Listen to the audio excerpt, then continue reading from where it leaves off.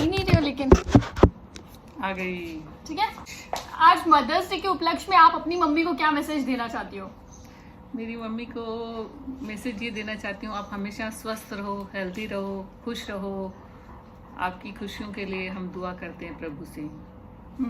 और मम्मी देखो, जैसे एक माँ अपने बच्चों के लिए बहुत सैक्रिफाइस करती है, तो सबसे पहले हम बच्चों के सपनों के बारे में तो बात करते हैं, लेकिन आज मैं आपसे एक चीज़ पूछती हूँ, क्या आप यही बनना चाहती थी जो आप हैं अभी, या फिर आपके भी बचपन में कुछ सपने थे जो आप बनना चाहती थी? बचपन के सपने तो अलग होते हैं, लेकिन माँ बनने के बाद जो सपने होते हैं वो बच्चे खुश देख के माँ खुश हो जाती है। माँ के सपने यही होते हैं, हर माँ के सपना यही होता है कि उसके बच्चे हमेशा खुश रहे, और उन बच्चों को खुशी देख के माँ खुद खुश हो जाती है। मेरे प्यारे प्यारे 2 बच्चे जो मेरे से दूर हैं, उनको भी यही बोलना चाहती हूँ, सदा खुश रहो, तुम्हें जीवन में वो खुशियाँ मिले जो तुम चाहते हो। इतने खुश रहो कि दुनिया भर की खुशियाँ मतलब तुम्हें मिल जाए। और तुम्हें भी मैं यही, तुम्हारे लिए भी यही प्रेयर करती हूँ कि तुम्हें ढेर सारी खुशियाँ मिले, ढेर सारी खुशियाँ मिले। Thank you so much mummy. अलग अलग टाइप के नेचर के बच्चे होते हैं, कोई शाय होते हैं, कोई इंट्रोवर्ट होते हैं, कोई एक्सट्रोवर्ट होते हैं, कोई शैतान होते हैं। तो आपको मतलब एक साथ, जैसे आपके 2 जुड़वा बच्चे थे और एक आपकी बड़ी बच्ची थी, तो आपने एक डिफरेंट कैरेक्टर्स के बच्चों को एक साथ मतलब पैदा किया और उनको बड़ा करना, तो क्या क्या चैलेंजेस आते थे और किस तरीके से मतलब पेरेंटिंग में प्रॉब्लम आती है? एक्चुअली मैंने अपने बच्चों के जो बचपन है ना, उसको जिया है, खुद जिया है। मतलब मैंने अपना बचपन जिया हो वैसे लगता है मुझे, क्योंकि मैं बच्चों की हर चीज में जैसे पार्टिसिपेट कर रहे हैं। मुझे आज भी याद है एक चीज, जैसे कि बिट्टू की जब बिट्टू दीदी की जब हाइट के लिए थोड़ा सा आपको बहुत प्रॉब्लम हो रही कि हाइट नहीं बढ़ रही, तो शायद आप उनको लेके मतलब मैं डॉक्टर मेहता थे जैसलमेर में, उनके पास गई, बार बार जाती थी, हर 10 दिन से मैं उनके पास पहुंच जाती थी। और इतनी लंबी लाइन के बाद जब मैं उनके पास पहुंचती तो वो बोलते थे कि मेरी बच्ची की हाइट नहीं बढ़ रही। तो बोले बस इतनी सी प्रॉब्लम के लिए आप इतना वेट करते हो? मैंने कहा हाँ। और वो इतनी छोटी थी उस टाइम में, मतलब आपको तभी प्रॉब्लम थी कि वो तब उन्होंने मुझे बोला कि अभी से आप इसके लिए लंबा दूल्हा ढूंढना शुरू कर दो, इसकी हाइट बढ़ जाएगी, मैं गारंटी देता हूँ। तब लास्ट में उन्होंने मुझे ये कहा, तो मैंने कहा ठीक है। और चेतन को चेतन जैसे ही पैदा हुआ था तो उसको जॉन्डिस हो गया था। जॉन्डिस हो गया था, उसको हीट में रखा था। हाँ, तो उसके बारे में भी तब आपको बहुत टेंशन हो गई होगी कि बहुत टेंशन हो गई थी। मैं चाहती थी कि मेरे बच्चे दोनों स्वस्थ रहे, लेकिन ये क्या होगा, ये क्या होगा। डॉक्टर ने कहा नहीं, नॉर्मल चीज़ है, अगर जॉन्डिस हो जाता है तो ये कोई बहुत बड़ी चीज़ नहीं है, हो जाता है बच्चों को कई बार।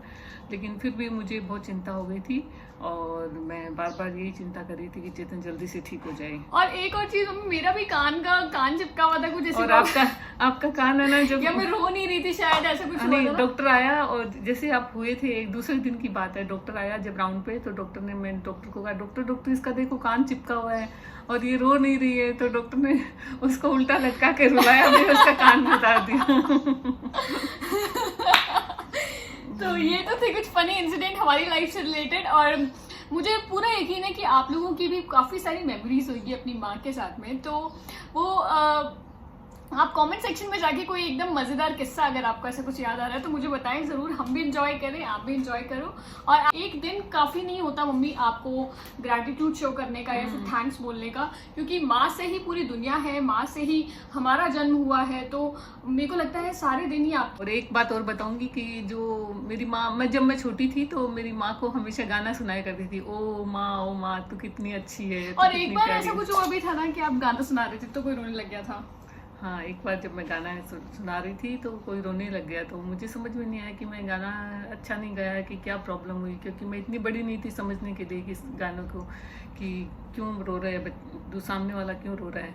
तब मुझे पता चला जब मैं गाना गा रही थी और उसमें कुछ ऐसी लाइन्स आई तो मुझे बड़ी दिक्कत हुई कि किसी को हर्ट कर सकती है। और मम्मी एक चीज व्यूअर्स को नहीं पता है कि आपको राष्ट्रपति अवार्ड मिला था। तो आप राष्ट्रपति अवार्ड लेने जब दिल्ली नहीं जा पाई, किसी कारणवश, क्या कारण था वो, उसके पीछे स्टोरी क्या है उसकी? मुझे दिल्ली में विज्ञान भवन के अंदर मिला था वो भी? हाँ, मुझे स्काउट गाइड के अंदर राष्ट्रपति अवार्ड के लिए मैं सेलेक्ट हुई थी। खूब सारे बच्चों से मैंने खूब मेहनत की थी और मैं उसमें सेलेक्ट हुई थी। मैं फाइल वगैरह भेजते हैं, काफ़ी चीज़ें होती है उसमें, मैनेजमेंट का पूरा लेकिन मतलब गर्मियों में पसीना बहा बहा के मैं गर्मियों में उसमें जो हर स्टेट का जो होता है खान पान वगैरह जो सब चीज़ उसमें चिपकाती थी, एक साइड में उसका डिटेल लिखती थी, ऐसी फाइलें बनाती रहती थी। तो मेरा एक दिन मुझे पता चला कि मेरा तो सिलेक्शन हो गया उसमें, तो मुझे बहुत खुशी हुई। इतने लोगों में से 3 लोगों का सिलेक्शन हुआ, उसमें मैं थी एक, तो मुझे बहुत अच्छा लगा। और उसके बाद में आई बारी जब मुझे अवार्ड लेने के लिए वहाँ दिल्ली जाना है, और दिल्ली में विज्ञान भवन में मैम ने बोला कि आपको विज्ञान भवन में वहाँ पे अवार्ड दिया जाएगा राष्ट्रपति के हाथों। उस टाइम कैनी जेल सिंह राष्ट्रपति थे, तो उनके हाथों आपको मिलेगा। तो मैं बहुत खुश थी, इतनी खुश हुई, घर गई, मम्मी को बताया, पापा को बताया, पापा ने अपनी मम्मी को बताया। तो मेरी दादी को ऑब्जेक्शन हो गया कि नहीं, दिल्ली हम कभी नहीं भेजेंगे हमारी बेटी को। तो फिर जब मैंने उनको बहुत मनाने की कोशिश की, लेकिन वो माने नहीं। सब ने, फिर मेरी टीचर वो हमारे स्कूल चली गई। अब एक लकड़ी लेके चलती थी मेरी दादी, और एक लकड़ी लेके सहारे चलती थी उसके, और वो लेके और मेरे स्कूल पहुंच गई। और पहुंच के और मेरी जो हेड मिस्ट्रेस थी उसको बोला कि हमारी बेटी दिल्ली नहीं जाएगी, कुछ भी मिले जाए।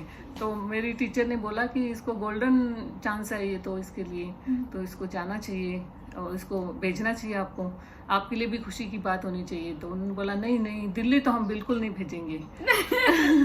शायद उस टाइम पे जो हमारे ग्रैंड पेरेंट्स होते हैं वो बच्चों की, लड़कियों की मतलब सिक्योरिटी को लेके ज्यादा वो कंसर्न रहते हैं, तो इस वजह से शायद वो तब नहीं भेजा था।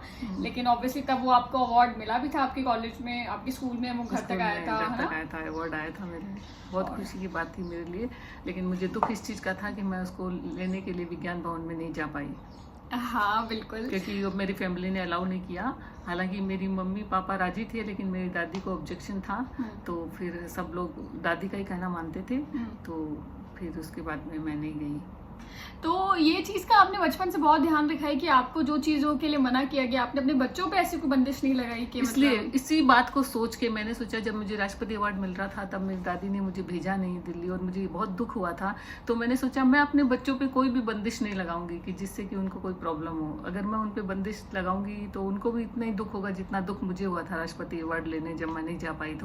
तो मैं बच्चों को इस रास्ते में मैंने उनको थोड़ा खुला रखा कि मैच्योर होने के बाद में कि आप अपनी मर्जी से अपने डिसीजन ले सकते हो। जैसे कि आपने हमें अदर मतलब एक्टिविटीज जो होती है, करिकुलर एक्टिविटीज, उसमें आपने हमेशा हमें आगे रखा है। जैसे कि चेतन को मार्शल आर्ट्स, कराटे बचपन से ही ट्रेनिंग इसकी, आपको कथक डांस, हम दो लोगों मेरे को और दीदी को जैसे आपने कथक सिखाया। तो आपकी हमेशा से ये था कि मतलब बच्चों को पढ़ाई के साथ साथ और एक्टिविटीज में भी आगे होना चाहिए। तो आज हमें स्टेज परफॉर्मेंस देते हुए हर प्रोग्राम में एक टाइम तो मुझे पता है कि जब बीएसएफ दाबला के अंदर, जैसलमेर दाबला के अंदर बीएसएफ का ये एरिया था, वहाँ पे केंद्रीय विद्यालय था, वहाँ पे हम टीचिंग में थी। मैं तो सिविलियंस में मैं ही थी, बाकी आर्मी एयरफोर्स की टीचर्स थी।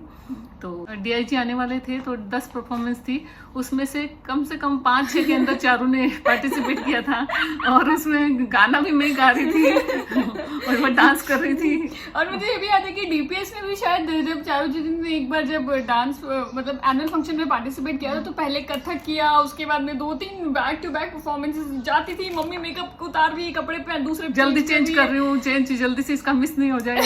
मैंने तो जिया है, इनके बचपन को मैंने जिया है। क्योंकि मुझे लगा ही नहीं मैं इनका बचपन चल रहा है, मुझे लगा मेरा खुद का बचपन चल रहा है।